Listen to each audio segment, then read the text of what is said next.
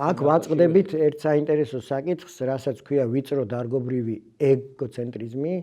აი უკვე მაშინ როცა მე მუშაობდი განათლების მინისტრის რეფერენტი რო აი მაშინ უკვე შევეჯახეთ ამ მოსალოდნელ პრობლემას, რომ ნუ აი არც ერთი დარგის სპეციალისტს არაფრით არ ეთმობა თავისი დარგის საკითხები.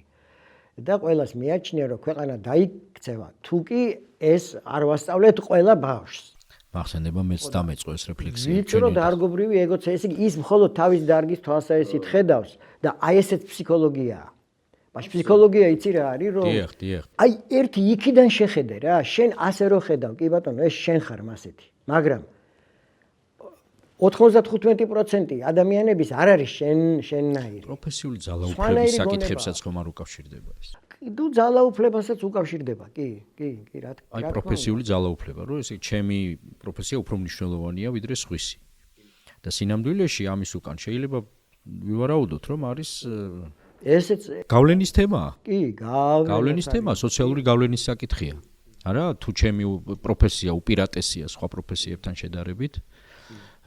და ამას მოსდევს ბრძოლა მე პროგრამაში რა დარჩეს რა, ხო? კი, რა თქმა უნდა. ახლა ისტორია ისეთი საგანი, რომელიც მართლაც ზოგადი განათლებისთვის აუცილებელია, მაგრამ რო ჩახედო რა სასწავლიან იმ ისტორიაში, ისიც საშინელებაა.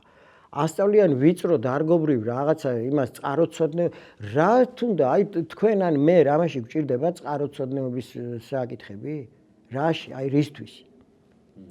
აი ესეთი მიდგომა არის, ანუ დარგობრივი ეგოცენტრული მიდგომაა. ამის დასაძლევად ისო ფსიქოლოგია აუცილებელი. რომ ეს იგი მოსწავლეზე ორიენტირებულობა, ეს რას ნიშნავს? რომ უნდა მოვარღვიოთ ჩვენ ეს ვიწრო დარგობრივი ჩაბეტონებული ხედვა. და უნდა შევხედოთ ბავშვის თვალსაზრისით. აი ეგ არის მოსწავლეზე ორიენტირებულობა. აი ბავშვის თვალით შეხედე.